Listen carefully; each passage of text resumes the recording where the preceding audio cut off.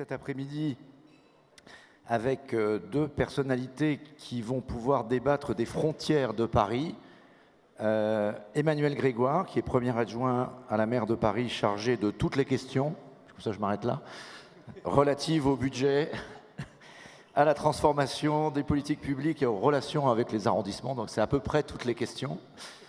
Bonjour Emmanuel et merci d'être avec nous, malgré l'état d'urgence. Il fait toujours très chaud dehors, mais ici ça va. Et Robin Rivaton, qui est directeur général de Real Estate Europe et auteur d'un livre que je ne saurais trop vous recommander de lire si ce n'est pas fait. Sinon, vous l'avez peut-être lu dans les interviews qu'on a pu faire de lui dans la tribune. Robin Rivaton a en effet écrit un livre qui s'appelle La ville pour tous, qui, je crois, pourrait servir de cadre au débat qu'on va avoir avec Emmanuel.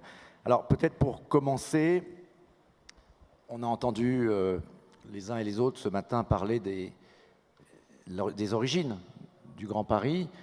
Il y a deux visions peut-être, et je vais vous interroger tout là-dessus, de ce que peut être le Grand Paris.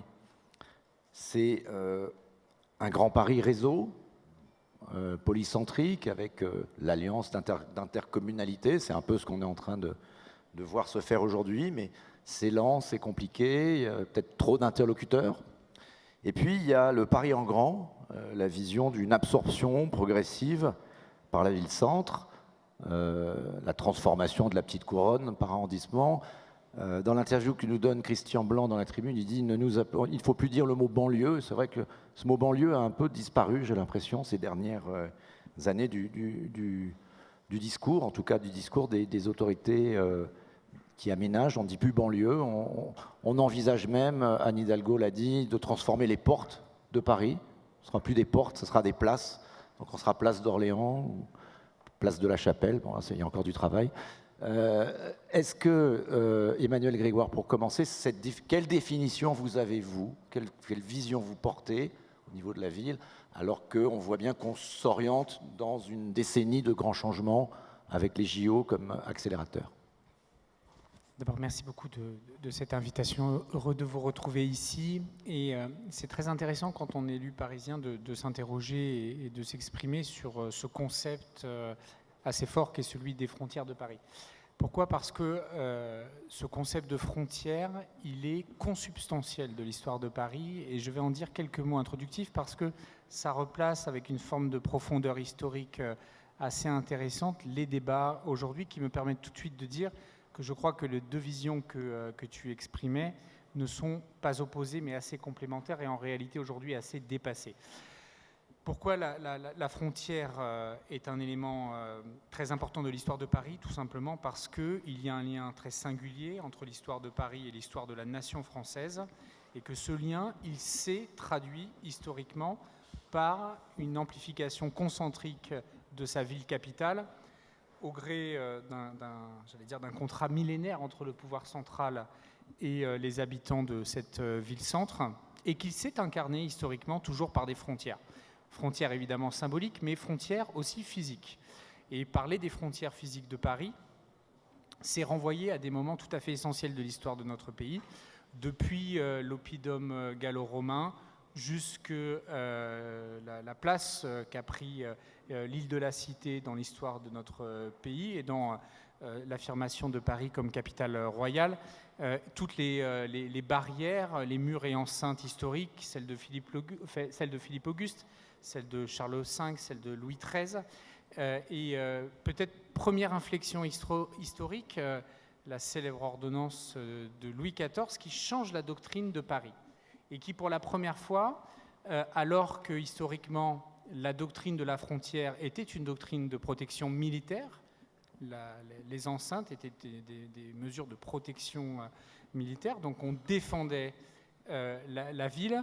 Avec Louis XIV, les murs tombent, puisqu'on est sur une doctrine militaire tout à fait différente, notamment dans laquelle la cavalerie et les affrontements en champ ouvert vont prendre une place plus importante, et on va détruire les enceintes. Et pourquoi ces enceintes, elles sont symboliquement très fortes dans l'identité historique de notre pays? C'est qu'elles ont toutes signé des moments d'urbanisme très forts de notre ville, très forts de Paris. C'est évidemment avec Philippe Auguste la construction de la forteresse royale du Louvre, C'est avec la barrière, avec le mur de Charles V, l'émergence des grandes enceintes de frontières que sont la Bastille, mais ce qui va donner ensuite l'architecture des grands boulevards. Et avec Louis XIV, la disparition de cette frontière au profit d'une architecture plus ouverte. C'est là qu'on construit les grandes portes, la porte Saint-Denis, la porte Saint-Martin, et avec pour la première fois des grandes voies qui vont ouvrir et relier Paris à l'extérieur sans qu'il y ait de frontières. On renoue avec une frontière pour une deuxième thématique essentielle qui est celui du pouvoir économique. Et la quintessence de ça, c'est ce fameux mur en Paris qui rendait Paris murmurant, la barrière des fermiers généraux. Pourquoi elle était également intéressante? Parce que là, on revient avec une logique qui ressemble de façon très proche à ce qu'on pourrait avoir comme philosophie qui sous-tend par exemple un péage urbain dans une conception moderne de la régulation, c'est-à-dire une barrière d'octroi dans laquelle on va mettre une frontière économique, une fiscalisation de franchissement de la barrière. Et là aussi, lorsque ce mur dont on sait historiquement, c'est un débat d'historien, on ne va pas le mener ici, qu'il a eu un rôle important dans la gestation de la crise pré-révolutionnaire. Et il faut savoir qu'avant que les Parisiens s'attaquent à la Bastille, ils se sont attaqués à de très nombreux pavillons Ledoux, puisque les premières manifestations de la rébellion pré-14 juillet 1789, c'est dans les jours qui précèdent, et on attaque ces fameux bâtiments dont il reste quelques exemplaires, place d'Enfer Rochereau, à Stalingrad, mais on attaque le pouvoir fiscal, le pouvoir royal. Vous savez que dans l'histoire, les grondes parisiennes ont souvent été des grondes fiscales. C'est les premiers gilets jaunes. Et c'est les premiers gilets jaunes, voilà. Et barrière des fermiers généraux, qui là aussi, quand elle disparaîtra, laissera une empreinte urbaine très importante, puisque c'est le tracé de la ligne 2 sur le nord et de la ligne 6 au sud, dans lequel on va utiliser cette ancienne barrière, déjà pour faire des grandes voies de circulation. Et je vais finir sur les grandes frontières physiques de Paris, avec la barrière de Thiers. 1840, on renoue avec une doctrine de protection militaire qui sera à peu près aussi efficace contre les Prusses que la ligne Maginot contre les Allemands, mais enfin nous y consacrons beaucoup d'argent. On édifie une frontière qui est à bien des égards très intéressante, y compris dans la crispation qui a eu lieu entre Paris et sa banlieue. Pourquoi? On édifie la barrière, dont le tracé servira ultérieurement à la construction des maréchaux, du boulevard des maréchaux, et on va créer une zone qui fait 200 mètres de large, qui va être inconstructible, et dans lequel assez rapidement un habitat paupérisé va venir s'installer, et l'appellation zone va donner cette notion de l'appellation les zonards. Les zonards sont ceux qui habitaient la zone et dont le mot dans l'argot va pendant longtemps qualifier les habitants de la banlieue. On disait aussi les faubourgs, non? Alors oui, les faubourgs, c'est la zone qui était située entre la barrière des fermiers généraux, enfin pas tout, mais entre la barrière des fermiers généraux et la barrière de Thiers, entre 1840 et 1860, et qui, via la loi de 1860, va, par absorption des communes limitrophes, et on rejoint le sujet d'introduction, c'est la dernière grande extension de Paris où on va annexer institutionnellement les communes limitrophes, certaines en totalité, d'autres partiellement. Partiellement, c'est le cas de Charenton, par exemple, dont on va amputer 2/3 du territoire, d'autres totalement, les Hauteuil, Neuilly, Neuilly, pas encore, Passy, une partie de Neuilly seulement. Et c'est dans cette zone-là qu'on va appeler les faubourgs et qui va donner lieu à la renumérotation des 12 arrondissements de 1795 en 20 arrondissements de 1860. Et c'est en fait, aujourd'hui, on est dans l'héritage de cette loi de 1860. Et ensuite, on va construire probablement la dernière grande frontière symbolique qui est le périphérique, puisqu'on va utiliser la fameuse zone des 200 mètres pour faire à la fois un immense programme d'accession au logement plutôt social, ce qu'on appelle les HBM dans la première moitié du XXe siècle, et on va construire dans la seconde moitié du XXe siècle, finalement assez tard, parce que c'est pas si vieux que ça, le périph', c'est 1973 de mémoire le premier tronçon, qui va être un axe de structuration et qui est une frontière symbolique. Or, aujourd'hui, pourquoi la question du développement concentrique de Paris ne s'oppose plus dans les mêmes termes? C'est qu'historiquement, et ça, beaucoup de chercheurs ont documenté ça. L'extension concentrique de Paris est une extension des faubourgs, justement, c'est-à-dire croissance démographique, et au fur et à mesure, on se rapprochait de zones, ça pouvait être des villages ou des petites villes émergentes, et on finissait par les absorber. Et ça a commencé très tôt dans l'histoire de Paris. Hein. Il y a des appellations de rues qui renvoient en fait à des noms de vieux villages qui ont fini par être absorbés. C'est le cas dans le 12e du quartier de Reuilly. Reuilly était un petit village à l'époque qui était à quelques centaines de mètres du mur de la porte Saint-Antoine où était située la Bastille. Or, la spécificité de l'accélération considérable de l'urbanisation de l'Île-de-France et de la métropole, c'est que la zone dense va tout de suite aller beaucoup plus loin. Et en fait, la zone dense va recouvrir une réalité beaucoup plus large que la simple question de l'absorption. Ce qui me conduit, et je finirai mon propos introductif par là, sur le caractère complètement ubuesque de s'interroger sur absorber ou pas les communes limitrophes. Ce n'est pas le sujet. Le sujet est celui au moins de la gouvernance de la zone dense et pas de la petite ceinture ou des communes limitrophes de Paris.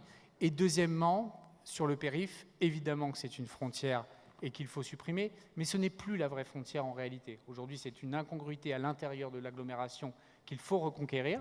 Ce qu'on a dit, c'est un programme engagé sur longtemps.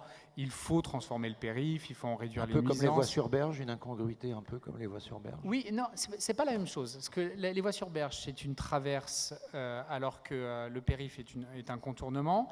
Et la question de la fermeture du périph', par exemple, ne se pose pas. Enfin, elle se pose, on a le droit de se la poser. Moi, si on pouvait fermer le périph' demain matin, je le ferais. Mais une infrastructure qui génère autant de trafic ne peut pas être fermée du jour au lendemain.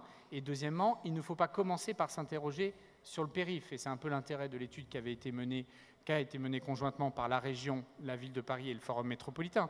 C'est vous ne pouvez pas penser l'avenir du périphérique et des places et de la reconquête, sa transformation en boulevard urbain, sa couverture, etc., si vous ne vous interrogez pas d'abord sur les grandes pénétrantes autoroutières. Autrement dit, avant de réfléchir au périph', ou si on veut bien réfléchir au périph', il faut réfléchir sur la A1, la A6, la A13, la A14, la A3. Le reste, c'est parler du sexe des anges. Il faut réfléchir sur ces grandes pénétrantes autoroutières. La question des contournements, la question de la migration des mobilités faisant réduire la place de la voiture des monosolistes, comme on dit. Et donc, c'est cette pensée globale qu'il faut mener, ce qui me laisse à penser qu'aujourd'hui, il y a deux frontières. Il y en a une qui est physique, c'est celle de la zone dense. Il faut mieux l'incarner. Et à ce titre, je trouve, on l'évoquait un petit peu au déjeuner tout à l'heure, Christian Blanc le disait, on verra ce que dit l'histoire, mais probablement, et pourtant je n'ai pas toujours eu que des éloges pour le président Sarkozy, mais en la matière, il est probable que ce qu'il a engagé avec la SGP est l'acte le plus structurant pour la métropole des 50 dernières années et probablement pour les 50 prochaines encore. Quand vous lancez un chantier d'une telle infrastructure, qui a d'ailleurs été endossé par les présidents successifs, ça, c'est un projet qui structure la métropole parce qu'il correspond à un vrai besoin de régulation de la zone dense. Et la deuxième frontière, et c'est celle qui doit être le plus combattue, parce que c'est celle qui peut être combattue le plus efficacement et probablement qui est la plus lourde de sens, c'est ce que j'appelle la frontière symbolique. C'est la frontière symbolique et culturelle entre ceux qui se sentent parisiens et qui veulent être parisiens. Et pour le petit gars de Seine-Saint-Denis que je suis, je sais ce que ça veut dire. Et on est autant parisien quand on est montreuillois ou de Corbeil-Essonnes ou de Neuilly ou de Saint-Germain-en-Laye que quand on est du 12e arrondissement où j'habite désormais, et ceux qui le voudraient mais qui s'en sentent exclus. Et c'est, je crois, l'un des grands enjeux de cohésion sociale, de cohésion idéologique que nous devons gérer. Excellente transition, Emmanuel. Merci d'abord pour ce long et très utile rappel historique passionnant. Robin, je crois qu'on est au cœur du sujet. Dans ton livre, tu évoques la ville ou la métropole Châteaufort. Est-ce qu'il faut craindre qu'avec la hausse du prix du logement notamment, et avec les difficultés de mobilité qu'on constate dans la région et dans la métropole, on n'est pas aujourd'hui à ce stade où il faudrait abaisser le pont-levis? Il est évident que si on cherche à répondre à la question de savoir si la frontière administrative de Paris, telle qu'elle a été fixée en 1861, avec l'extension sur l'arrondissement de Sceaux et l'extension sur l'arrondissement de Saint-Denis, avec l'intégration de 400 000 habitants dans une ville qui en faisait alors à peu près 1,2 million et qui a complètement transformé la ville de Paris. Est-ce que ces frontières sont encore valables un siècle et demi plus tard? La réponse est non. Je pense qu'aujourd'hui, on ne peut pas décemment penser que c'est la bonne solution. Pour moi, il y a deux grands problèmes dans ce sujet, dans cette gouvernance aujourd'hui. Le premier problème, et ça a été évoqué par Emmanuel à l'instant, c'est qu'il y a une confusion profonde au sein des élites, notamment en charge de la gestion du pays, entre ce qui est le rôle d'une capitale administrative et ce qui est une métropole d'ordre mondial. Paris, aujourd'hui, au sens de sa définition telle que l'inclut la plupart des grands géographes urbanistes, est une aire urbaine, une aire métropolitaine qui est la 5e ou 6e aire mondiale en termes de production de richesse. Ça a le PIB de la Hollande, ça a le PIB de la Suisse, c'est 12,6 millions d'habitants qui seront bientôt 13 et puis 13,5. Et c'est un endroit qui, avec seulement 1/5 de la population française, représente la moitié de l'excédent démographique du pays. Donc c'est un atout considérable dans le jeu d'un pays comme la France d'avoir une telle métropole aujourd'hui, et c'est une chance extraordinaire. Et il y a une confusion qui est entretenue avec ce qui est une capitale administrative, politique, qu'il a été pendant des siècles, voire même des millénaires aujourd'hui, à une époque où les métropoles, ou les grandes villes en général, n'étaient pas quelque chose de positif. Pendant très longtemps, jusqu'à la révolution industrielle, les villes se nourrissaient des campagnes, et donc on avait plutôt tendance à craindre l'extension des villes, et effectivement, Louis XIV a borné la ville, Élisabeth Ier à Londres a borné Londres en 1602 en décrétant une surface qu'il ne fallait pas dépasser, avec une limitation du nombre d'habitants par maison et ainsi de suite. Et les souverains ont souvent eu peur de leur ville. La ville est devenue quelque chose d'extrêmement positif avec l'industrialisation, est devenue un creuset de richesse, un nid de création de valeur, et elle s'est peu à peu étendue, elle a peu à peu grandi, elle a peu à peu perdu, en tout cas elle s'est départie de sa qualité de capitale administrative et politique. Aujourd'hui, si on séparait les deux fonctions, si on sortait la fonction et la logique régalienne qui entoure Paris, est-ce qu'elle perdrait son statut de métropole mondiale? Non. Et donc cette confusion telle qu'elle est entretenue, en tout cas telle qu'elle est maintenue dans la tête de nos élites, est une confusion qui, à mon sens, est mortifère et dangereuse pour l'avenir du pays. Le deuxième point, c'est que, comme tout point de centralité, et tel qu'on le vit aujourd'hui depuis quelques années, il y a un retour puissant vers le centre. Le mouvement de déconcentration, de départ notamment vers ce qu'on appelle la périphérie, ou en tout cas les territoires qui ne se situent pas dans l'extrême centre du territoire, nourris par la conviction ou la croyance que la mobilité était infinie, qu'on allait pouvoir se déplacer de manière infinie. Malheureusement, la réalité nous a rattrapés, la mobilité est finie, elle a ses contraintes, elle a ses limites, et donc on ne vit pas dans un monde de mobilité infinie, et donc aujourd'hui il y a l'envie, pas qu'à Paris, dans toutes les métropoles mondiales, il y a un retour puissant de phénomènes de retour vers le centre. Vous prenez la Silicon Valley, qui est quand même l'endroit où se passe une partie de la création de richesses technologiques mondiales. Aujourd'hui, la Silicon Valley est en baisse forte, puisqu'il y a simplement un mouvement extrêmement puissant de retour des industries vers le centre. 2 chiffres pour l'illustrer.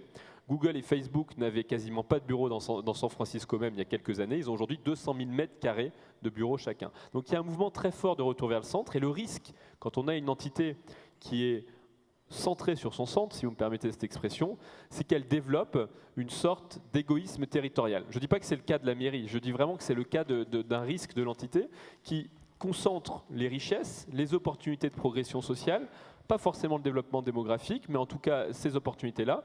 Et comme toujours dans ces sentiments-là, c'est le syndrome du château fort. Celui qui est rentré dans le château fort, il n'a vraiment aucun intérêt à baisser le pont-levis. Une fois qu'il est dedans, une fois qu'il a réussi à acquérir un logement, il a même plutôt envie de fermer la porte derrière lui. Il y a un théorème en sociologie qui est très connu, c'est le théorème du dernier entré. Le dernier entré, il n'a qu'une envie, c'est de fermer la porte derrière lui. Il a fait tous les efforts, il a acheté son mètre carré à 11 000, à 12 000 ou 13 000 euros du mètre carré. Il n'a aucune envie que quelqu'un le rejoigne. Et donc ce sentiment-là, il est très pernicieux, il est très dangereux pour l'avenir du territoire. Et donc c'est pour ça que je milite pour un élargissement de Paris tel qu'il a été fait par le passé, tel qu'il s'est fait de manière, je dirais, désordonnée et qu'il continue de s'opérer. Il y a un déversement naturel qui a existé. Juste pour donner là aussi un chiffre, en 1860 et 61, on ouvre les frontières de Paris. En une décennie, seulement en 1872, il y a un tiers des usines de Paris qui se sont déportées dans la région qui a été annexée. Donc on voit bien que, quelque part, l'économie, la géographie dépassent les frontières administratives telles qu'on peut les fixer. Elles passent au-dessus et au final, les êtres humains, on est ce qu'on est, on regarde les frontières et puis on les franchit d'un pas déterminé. Et je pense qu'aujourd'hui, on a ce besoin dans nos têtes, et notamment dans celle de nos décideurs, encore une fois à l'échelle nationale, de distinguer ce qui est une métropole mondiale de ce qui est une capitale politique, et de se dire que laisser un centre tout seul, c'est risquer de laisser les périphéries de leur côté aussi. Emmanuel Grégoire, on voit que Paris perd des habitants, à peu près un flux de 15 000 par an. Le prix du logement en est sans doute la principale explication.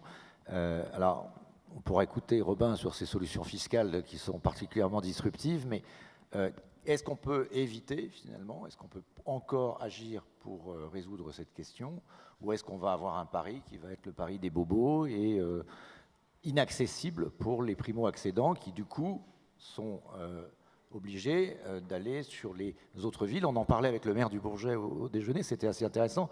Il disait, le problème c'est pour les habitants du Bourget, voir arriver les Parisiens, ça fait monter les prix, donc eux, ça les conduit eux aussi à devoir peut-être partir, parce qu'on a ce vrai problème. Et du coup, à l'endroit où vont les habitants du Bourget, ça... Où finiront-ils? C'est tout à fait vrai, mais je voudrais d'abord nuancer. D'abord, les contributeurs à l'évolution démographique sont toujours plus complexes que ce qu'on pense, et notamment le premier des contributeurs à la décroissance démographique qu'on observe depuis 2011, l'inflexion. C'est les personnes âgées. C'est la question de la natalité. La natalité a beaucoup baissé, c'est un peu compensé parce que la mortalité a aussi un peu baissé, et puis sans doute un effet d'éviction qui sans doute est lié au logement.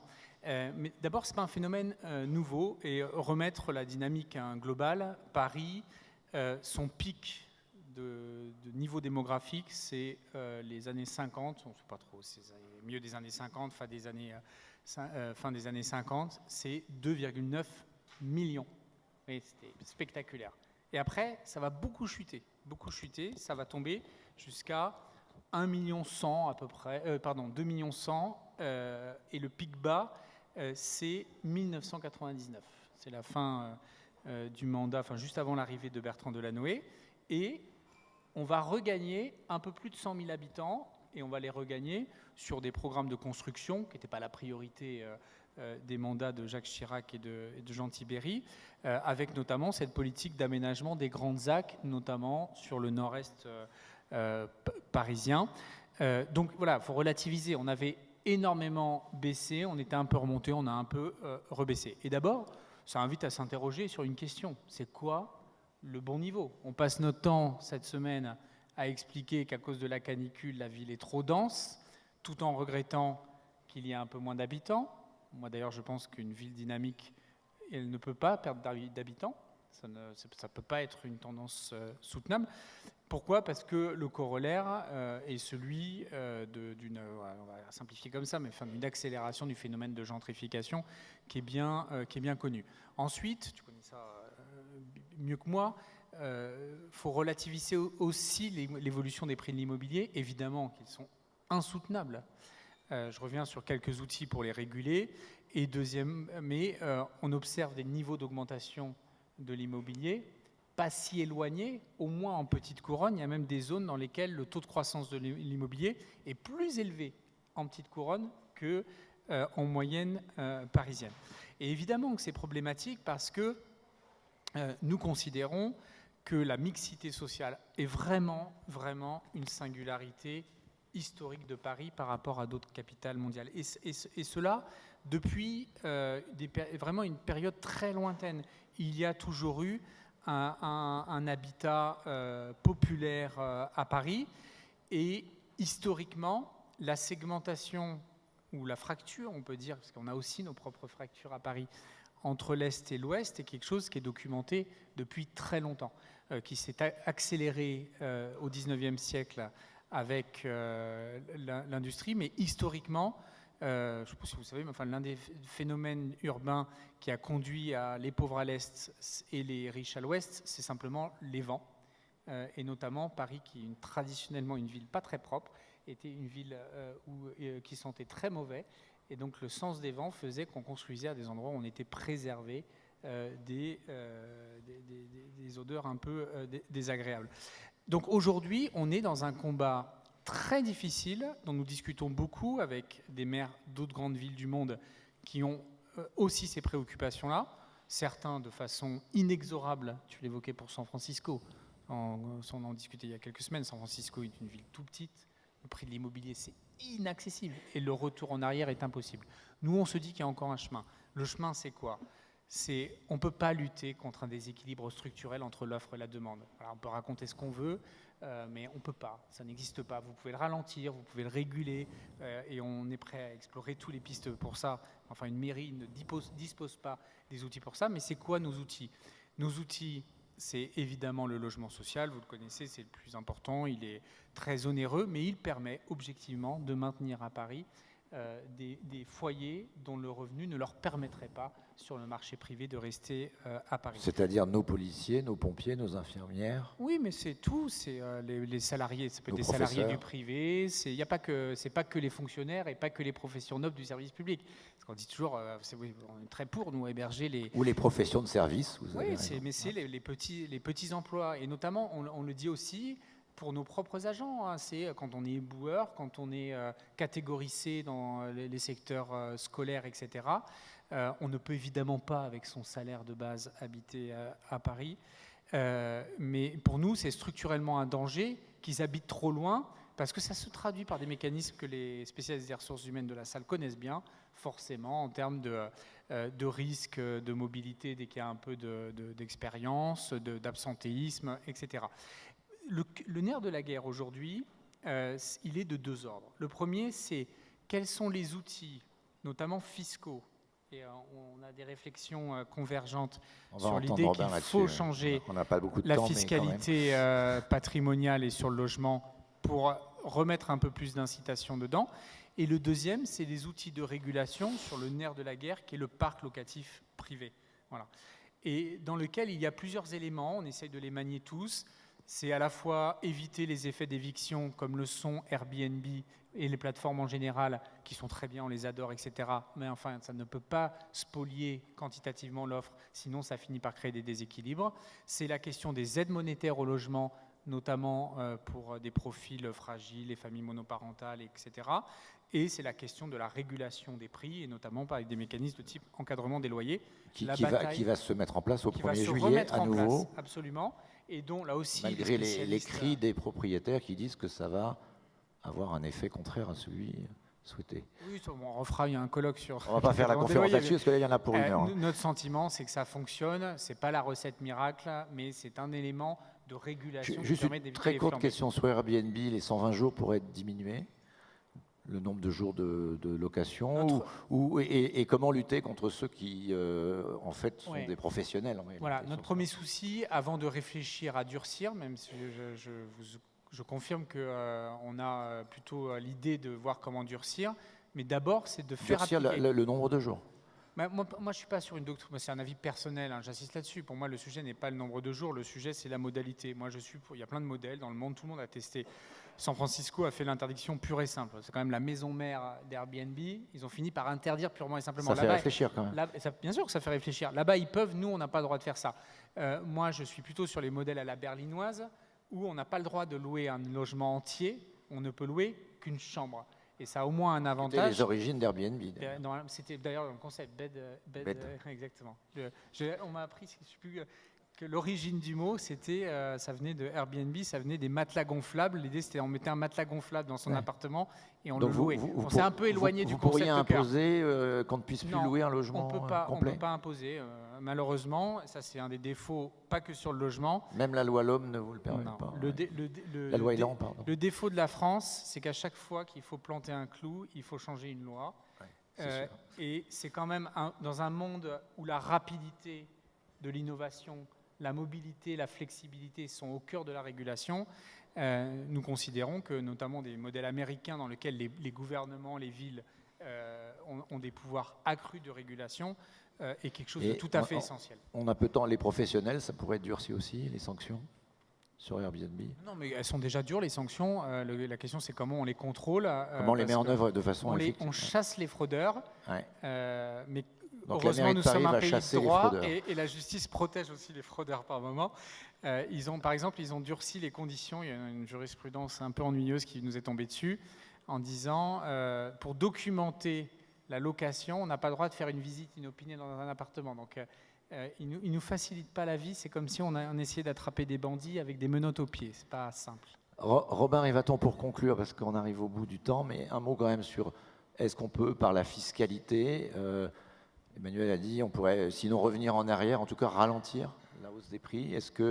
Comment remettre sur le marché, peut-être par une disruption fiscale telle que celle que tu proposes, le phénomène de rente métropolitaine que l'on constate? Il y a deux grands problèmes sur le marché de l'immobilier et qui, comme l'a dit Emmanuel, aboutissent à un déséquilibre entre l'offre et la demande. Donc quand l'offre et la demande ne sont pas équilibrées, en général, les prix montent. Et encore une fois, ce n'est pas que limité à Paris. Le premier problème, c'est la question de la constructibilité, donc de la capacité à produire des logements neufs en nombre suffisant pour répondre à la hausse de la demande, sachant qu'aujourd'hui on est sur des territoires qui sont déjà tous construits, donc à chaque fois qu'on construit, en général on détruit auparavant, donc la production nette de bâtiments est relativement faible. Juste pour l'Île-de-France, on ne donne jamais le nombre de bâtiments nets chaque année, on donne le nombre de bâtiments bruts, de logements bruts, le nombre de logements nets produits est très faible en réalité. Donc ça c'est vraiment le premier point et je pense que là-dessus il y a des mesures extrêmement fortes à prendre sur la question des fonciers, les hauteurs de bâtiments et ainsi de suite. On connaît les réponses, je dirais. Le deuxième point, c'est celui de la faiblesse de la liquidité des marchés immobiliers dans l'ancien. Aujourd'hui, à Paris, s'échangent 36 000 biens sur 1,4 million de biens dans la ville. Il y a donc une forte capacité, et c'est un taux qui s'est effondré, on a 2,5% de fluidité du marché, c'est un taux qui s'est effondré depuis une vingtaine d'années et qui démontre une seule chose, c'est qu'il y a des comportements de stockage, c'est-à-dire qu'il est possible de stocker de l'immobilier, tout simplement. Et pourquoi quand on stocke un produit? Ça veut dire que les frais de stockage de produits sont relativement peu chers. Et les frais de stockage de l'immobilier, aujourd'hui, ça s'appelle la taxe foncière. Et on a une taxe foncière qui, de mon point de vue, et là-dessus on va se rejoindre, est relativement peu onéreuse pour un marché aussi important et qui a connu des plus-values aussi conséquentes que le marché central parisien depuis 30 ans. Juste pour donner quelques chiffres, années 70, on est à 2 000 € du mètre carré en prix réel. Aujourd'hui, nous sommes à plus de 10 000, donc il y a des plus-values latentes de x5 sur beaucoup d'appartements dans le centre-ville et beaucoup d'appartements ont été achetés. Quand on dit que les rendements de l'immobilier locatif sont très faibles, on compare les prix actuels avec les loyers actuels. La réalité du marché, c'est qu'il y a beaucoup d'appartements qui ont été achetés à 2 000 € du mètre carré. Et donc aujourd'hui, la détention de ces appartements ne reflète pas la privation qu'ils représentent pour les gens qui ne peuvent pas se loger, puisque quand on ne loue pas un appartement, quand on ne met pas en location, c'est des gens qui font 100-150 km de plus chaque jour pour venir travailler à Paris. Et donc il est important de recréer une fiscalité immobilière sur la taxe foncière qui soit beaucoup plus prohibitive et qui pousse à la location, en tout cas à la rentabilisation, à l'augmentation de l'utilisation des actifs, on dit en microéconomie. Et je pense que c'est quelque chose qui devrait tous nous rassembler. Emmanuel Grégoire, ça peut être un sujet de la campagne à venir à Paris? Oui, mais ce n'est pas qu'un sujet de la campagne, parce que Romain a raison, mais on n'a pas la main. C'est-à-dire que nous, on plaide, on a créé un outil on mobilise tout ce qu'on peut, la majoration de taxes d'habitation pour résidences secondaire. Moi, j'ai proposé depuis plusieurs années maintenant la modulation de DMTO par tranche en baissant les prix en accession à la propriété sur les tranches basses et en augmentant sur les grands biens. Et à Paris, c'est facile de le faire. Mais nous n'avons pas la main sur la différenciation de la taxe foncière. Donc, il faut que ce soit le législateur qui s'empare de ce sujet. Or, pour l'instant, ce sujet n'est engagé que sous un prisme totalement accessoire au regard des enjeux. C'est celui de la petite réforme fiscale des collectivités territoriales. C'est en gros comme on fait un jeu à somme nulle sur je te donne ça, tu me donnes ça. On ne réfléchit pas à la fiscalité. Remplacer la taxe d'habitation par un peu plus de taxe foncière. Oui, on ne pense pas la taxe foncière ou la fiscalité sur le logement ou le patrimoine sur son volet incitatif sur les politiques de l'habitat ou du logement, on le pense uniquement. Vous n'avez pas aujourd'hui la main pour le faire. D'autres villes, Robin, New York, Vancouver, Toronto le font. Juste pour donner quelques chiffres, parce que la taxe foncière à Paris est à peu près à 0,1% de la valeur actuelle des biens. Aujourd'hui, à New York, existe une taxe sur les biens dits de luxe, supérieure à $1 million détenus par des étrangers, qui est de 3% par an de la valeur du bien. À Vancouver, existe une taxe similaire sur les biens dits de luxe détenus par des capitaux étrangers à 1% qui va passer à 4% de la valeur nette des biens. Donc c'est juste pour donner des exemples de marchés étrangers qui ne sont pas réputés pour être communistes et qui aujourd'hui ont mis en place des mécanismes extrêmement forts. Qui sont communistes avec, avec les autres. Voilà. Mais en tout cas, qui ont mis en place des mécanismes extrêmement forts de régulation de leur marché, parce que, encore une fois, à chaque fois qu'on est dans ces logiques-là, ce sont des gens qui concrètement sont exclus du marché immobilier, qui chaque jour ont des coûts de déplacement avec ce que ça représente en coûts humains qui sont associés à ces déplacements. Donc pour inverser la marche des choses, il faudrait une volonté politique. En fait, il faut rééquilibrer le décalage entre l'offre et la demande. Et pour le rééquilibrer, il faut créer des mécanismes désincitatifs de l'investissement immobilier à Paris, où des gens placent de l'argent, même si ce n'est pas loué, ils s'en fichent parce que c'est une valeur sûre, ou le mettent en plateforme de location, d'hébergement, etc. Il faut changer ça parce que c'est inéluctable la pression et c'est une bonne nouvelle, c'est un pays, une métropole qui est riche, qui est dynamique, mais il faut remettre un petit peu d'équilibre pour éviter que ça ne devienne qu'une ville spéculative. Dernière question de spéculation pure. Est-ce que 2020, c'est la dernière élection municipale à Paris? Est-ce qu'en 2026, on fera l'élection municipale dans le Grand Paris? Et on élira donc un ou une maire du Grand Paris. D'abord, il était prévu, puisque c'était ce qui était prévu pour la métropole du Grand Paris, mais ce n'est pas prêt, donc ce ne sera pas le cas. Moi, mon sentiment, c'est que oui, il y aura une marche supplémentaire institutionnelle à mener, et probablement que les élections municipales seront une bonne occasion pour en faire la pédagogie. Mais mon sentiment, c'est que l'opinion publique n'attend pas les responsables politiques sur la question institutionnelle. Ils attendent sur la question concrète des problématiques qui se posent. Les parcours résidentiels, la mobilité, l'éducation, la sécurité, etc. Mon sentiment, c'est que ça ne les intéresse pas trop de savoir. Donc ça n'aurait de sens que si ça permet de donner des vraies compétences et des vrais pouvoirs, parce que vous avez expliqué un petit peu que vous n'aviez pas tout à fait la main sur tout, donc est-ce que ça pourrait résoudre la question peut-être? Absolument, absolument. Très bien. Il faudra trancher ça dans les années qui viennent. Eh bien, en attendant de voir ce qui se passe déjà en 2020 avec l'élection du ou de la prochaine maire de Paris, suspense.